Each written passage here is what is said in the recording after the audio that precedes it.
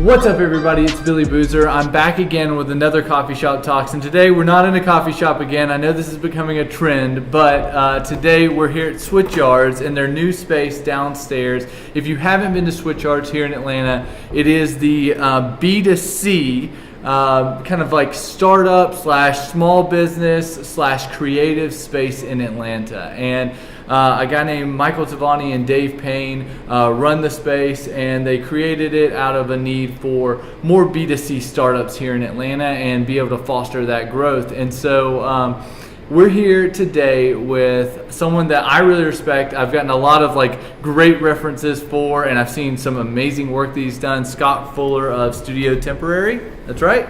Cool.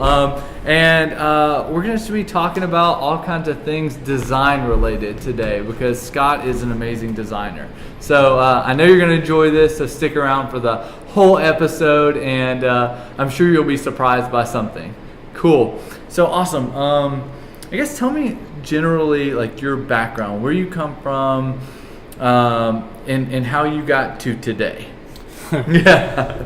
How long do you have? I know. It's a heck of a story. I come from Noonan, Georgia, about 25 miles southeast of downtown or whatnot, very small town.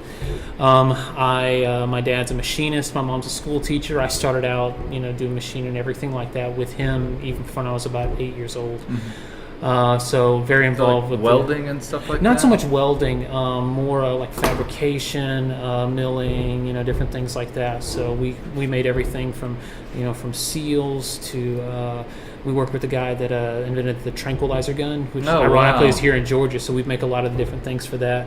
We need to do a YouTube video where we shoot people with the guy that made tranquilizer. The guy's compound was amazing. I mean, they had wolves, they had peacocks running around the place. They had some tigers and stuff like that. I would expect the guy that invented the tranquilizer gun to have wolves, peacocks, and tigers. It was amazing. There was photos and stuff of they had this massive pool right there in front of the compound, which is they've moved since then. I remember that from a little kid, but they had pictures of tigers just swimming around in the pool. They had there was stories of one of them actually escaping. Wow. Which was really amazing. But we did a lot of work for them, and then just a lot of different things. So I was involved in this kind of industrial industry, for lack of a better word, really from an early age. Mm-hmm. I started out, I drew and painted and everything as a kid. I didn't know what design was, really until about my sophomore year of college. Mm-hmm. My initial major going into college was actually going to be mechanical engineering. Mm-hmm. So I did, and in high school I did trigonometry, physics, calculus. I did all that type of stuff. I graduated, and that was the plan. So I went to look at the school one more time, and I had taken an art class my last semester there, and I realized that's what I wanted to do. Initially, I thought it was going to be fine art, and after about a year and a half of that, I realized that wasn't it, and I couldn't stand it. I couldn't see myself doing this for the rest of my life. Mm-hmm. So I decided to stick it out for one more semester just to make sure, because I'd already put a lot of time and effort into it. Took a design class, realized I had been doing that particular thing for most of my life. Mm-hmm. I didn't know what to call it. I didn't know it was a career. I didn't know that there were old masters and there were trends and fads, and there was this whole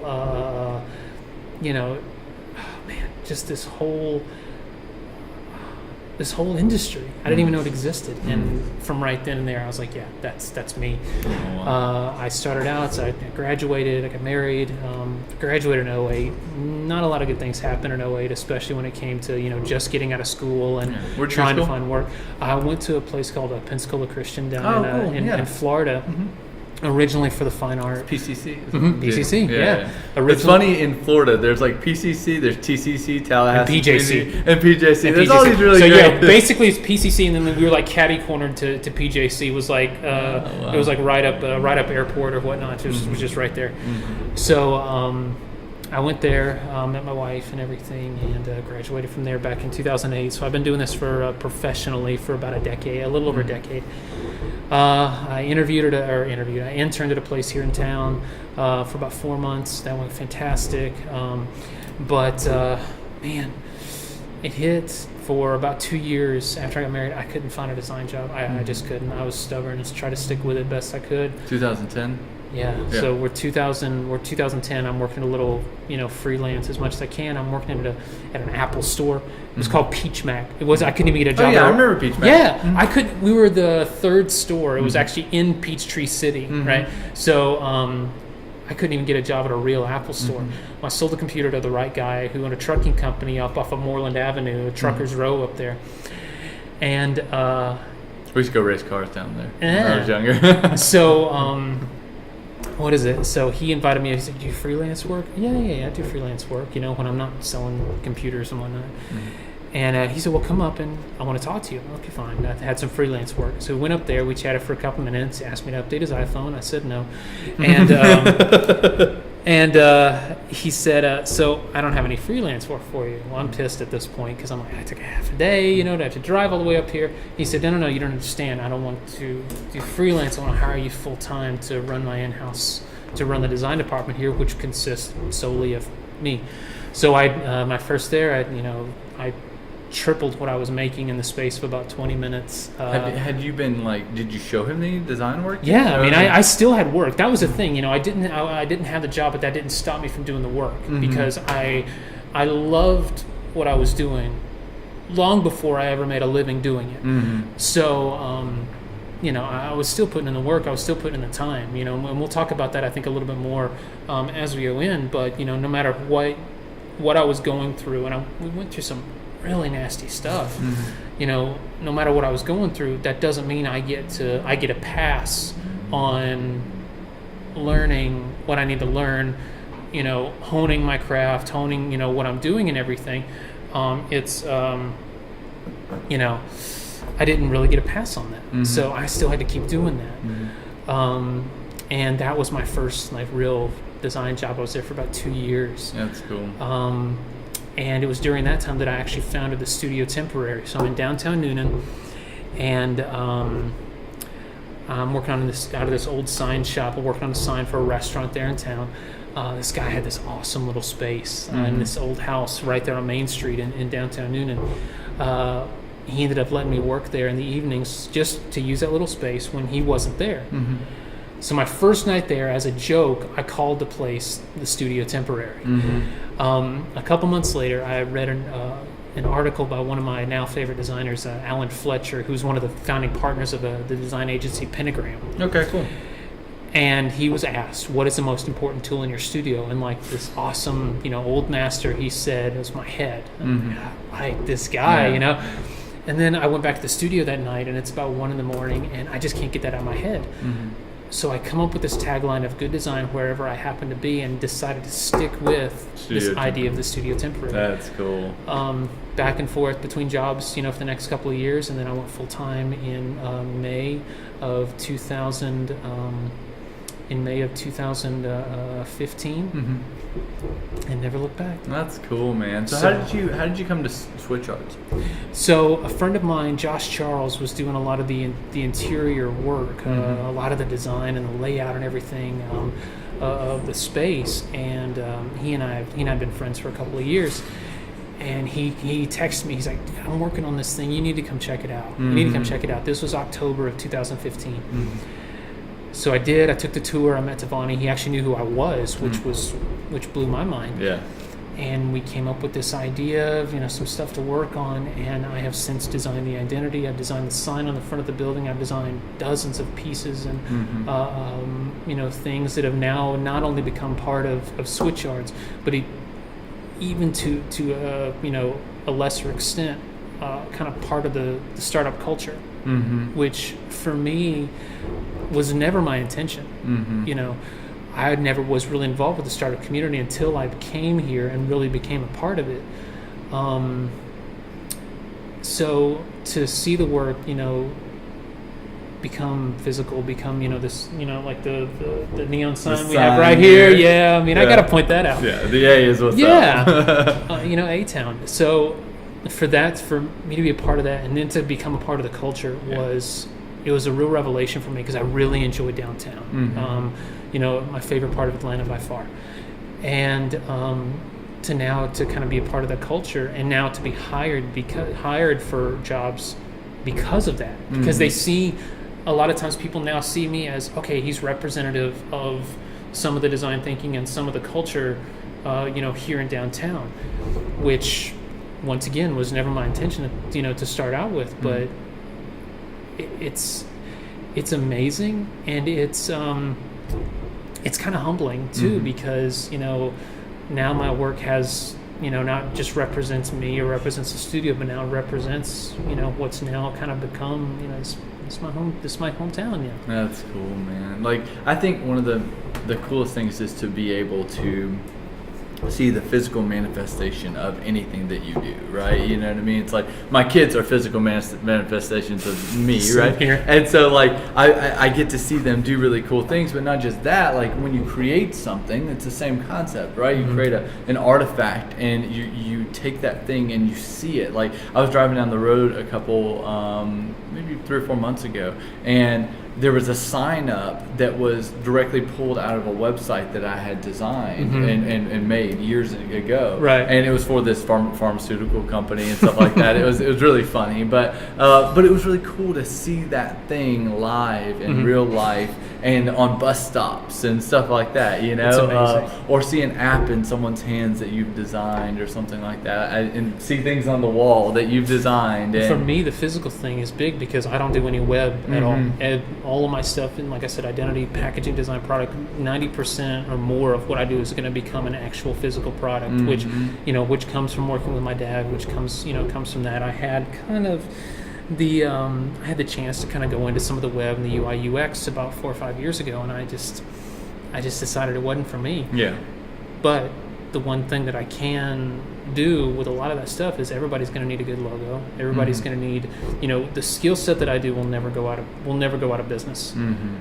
The skill set that I have. So for me, I keep up with what's going on and keep up with the technology, have a basic understanding of what's going on. But for me, it's how is what I'm designing, how is it going to be used, and how is it going to be used to the best effect? That's cool. And that answer is different, will probably be different every year or every 6 months, and it'll probably get down to like every month, the way that we're advancing these days. So for me, it's a constant, okay, I'm keeping up with what's going on, with what's next, but the overall bit is how can I come up with the simplest, strongest solution that is going to work across every medium, digital, virtual reality, painted on the side of a building, on a neon sign. So for me, that's become kind of my life's goal, my mission, and once again, something that I've always enjoyed doing long before I ever made a living at it. That's really cool. So you talked about like a transition in life, like where you were doing one thing and you didn't find a lot of passion about it, or you then also couldn't find a job or couldn't do the work. Like, so that adversity, how do you think that shaped the way you are now? For me, there was definitely an aspect to that. Some of the adversity, my first couple of years, couldn't find a job, still trying to put in the work. When I got laid off of that trucking company job that we mentioned earlier, 3 months later, I can't find work, I'm trying to find a job, I didn't get, it was just a really, really bad situation. My wife and I got back to our apartment about 3.5 months after I lost my job, and there was an eviction notice on our door. If you've had one of those things where it's like, you just got kicked in the balls, that'll bring you back to earth. We had our boy, our son wasn't even a year old.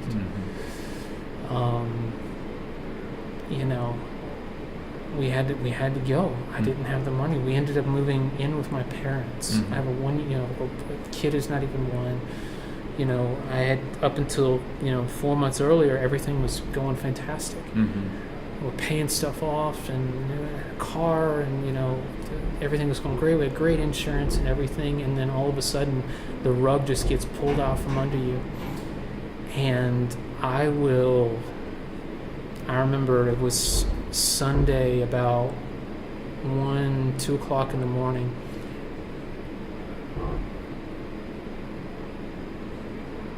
Sorry. No, I completely understand. It's about 1 or 2 o'clock in the morning, and and my wife and I are sitting in the middle of what was our apartment. All the boxes are packed up, and we're sitting in there just weeping. Mm-hmm. And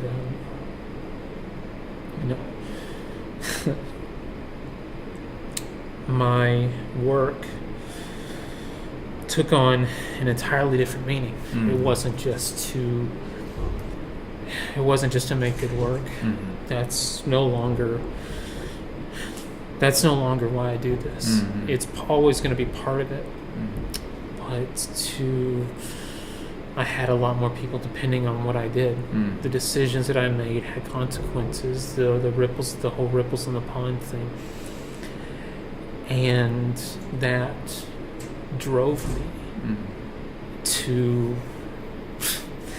not sleep, to take on stuff that I really didn't want to, but I did it anyway, which earned me a reputation in the community of, you send it to this guy and he'll get it done, whatever it takes, and literally whatever it takes. Now, some people have called me obsessed. I've even been on a podcast of the same name, and the one thing that I really want people to realize, obsession, while it can be good, will always come with a price. Everyone pays it different. For me, to be completely honest, it was time with my family. It was, I miss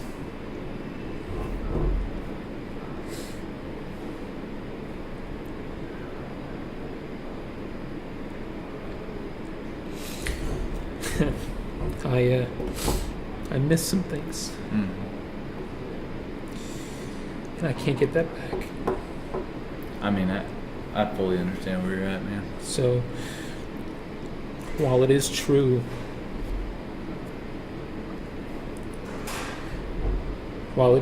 that a certain amount of obsession is a good thing, everybody will pay for it in a different way. Yeah. And you have to decide if it's worth it. Looking back now, hindsight's 20/20. But I know that I wouldn't have gotten to where I am right now without my wife, without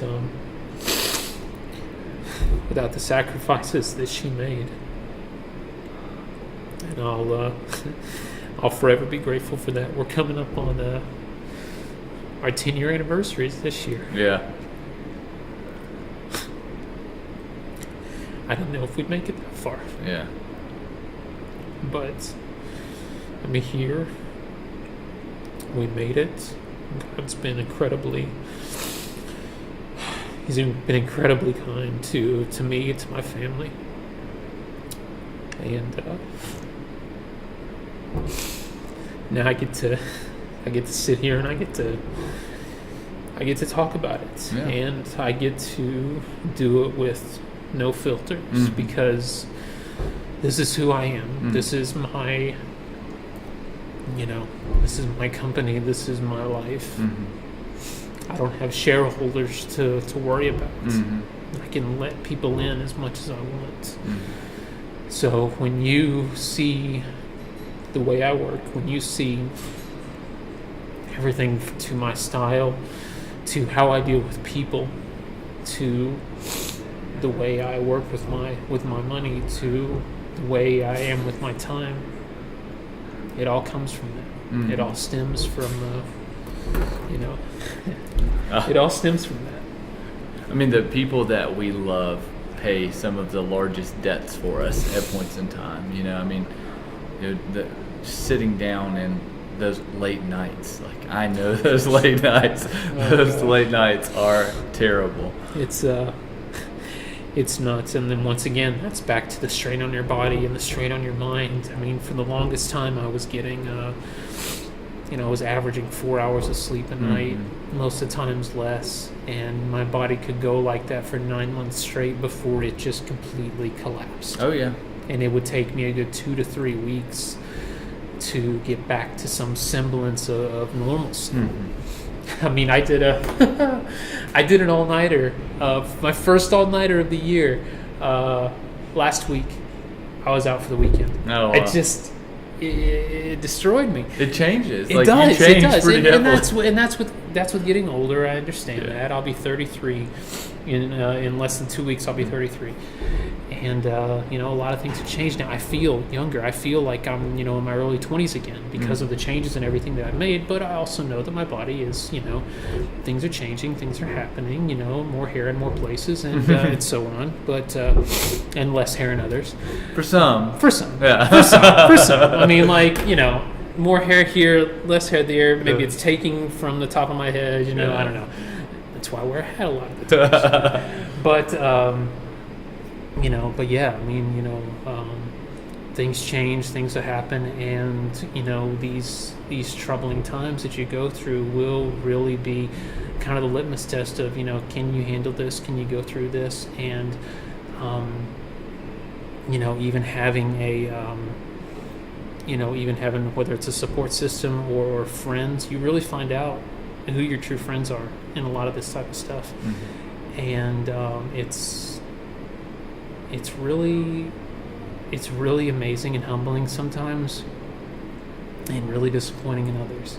But you got to go through that fire, and I'm proud to say that I'm here. Yeah. I'm still doing. I still love what I do. That is the one thing that was never lost. Like I said, I loved it long before I ever became successful at it. So yeah. To your point about the time that it takes away from the ones that we love, you know what I mean? Like, you don't know much of my story, but I dropped out of college. I worked in the nuclear services industry. I hated the jobs that I could get, and I just decided I was going to do something different, and I had a passion for doing software. And so mine was, I probably slept between an average of 2 and 3 hours a night for 3 or 4 years. Yeah. Like it was, my wife, like, she took up all the slack in the history of the world, and we had a newborn just like you, and we probably couldn't afford the things that we had for sure, and we just like said there's got to be a greener grass on the other side, and just kept having that faith, and for us a lot of it was very faith driven, and we're Christians, and so same here. Yeah, and so we had to lean on that, and we had to lean on that we were going to get to a better place because of our faith, and so I think it's like one of those key elements that is something, we talked about mental health, we talked about physical health, and for us a lot of spiritual is so huge, I start off every morning, I start off prayer. I get into the studio, first thing I do, I unpack my stuff, and just get it there, and then I'll take however amount of time I feel I need, and I'll pray, start the day, and then from there it's into to-do lists and so on and so forth. But for me, it's very important to start that. Every time I do a talk, I'll have one of my buddies there. One of my buddies, Mike Jones, from Columbus, and I remember my first big talk at a design conference. He had prayer with me backstage, and now that's become a tradition. I'll pull somebody aside and just have them, to pray with me or whatnot. That's cool. Every time before I go out, because it's weird. Like, I have no issues getting in front of folks. I have no problems with that. I love it. I kind of feed on it. But those 2 minutes before I walk out, it's insane. It's nerve-wracking. Yeah, it really is. I competed. I was, an athlete and stuff in high school and college, and I never really had those, shaky moments. But then when I get to go out and talk about my life's work, all of a sudden I get butterflies. What is this? But yeah, that's become it's a tradition for me in the mornings, and also before I go out and before I go out and give a talk.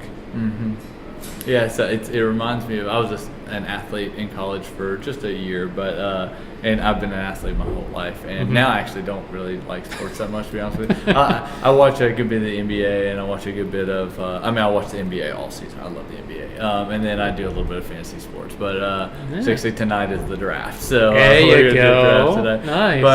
But we used to say the Lord's Prayer before every time we'd go out. It's like a common thing in the South. Before you went out to play a game, you'd say the Lord's Prayer and everything, and I never thought of it in that sense of that. It was a hype up moment too, a little bit. It was like the calm before the storm. For sure. And I really appreciate that. I remember even in Little League, I remember when 9, 10 years old, I would, my coach, my coach would actually ask me, it's like, he knew who I was or whatnot, and he just said, so I would lead our group of 9 and 10-year-olds in prayer before we go out on the field, and we're talking about Little League, so it was kind of weird, and it's something that I can look back to, from the very early stages of my life, and to now still be doing it, 30 years later, 25, 30 years later is, it's pretty awesome. So cool. So one of my things that I ask every one of the people that come on Coffee Shop Talks is I have an audience out there that mostly is on LinkedIn, and they are primarily in tech, but they're kind of all over the board as well. Right. And so I like to ask them or get you to ask them, what can we help you with? What is it that you need some help with, or that or something that you care about and you want to let people know about? Yeah. I don't know. It's what's funny is I think you could help more of my audience than they could. Yeah. So I was trying to figure out. He's an amazing designer. I was trying to figure out a way to say that without sounding like a dick. Yeah. No. Well, that's the truth of the matter. Here's what happens. Terrible luck. Here's what happens. You have a fantastic idea, and you build this entire back end of this incredible thing, and then in the end, it's like, we need a logo, and then it's just kind of tossed in there. And what happens is there's a lot of sameness out there. And I've had a chance to work with a lot of folks in the startup community, and I've had a lot of chance to do some great stuff with them, some things that are a lot different from what's going on currently in tech, and I really, really enjoy that. And I think that is, I think that's a big thing. Come and talk to me first. You want to talk about our brand? Okay, how do we want this to be perceived? How do we want this to happen? And step 1, step 2, step 3.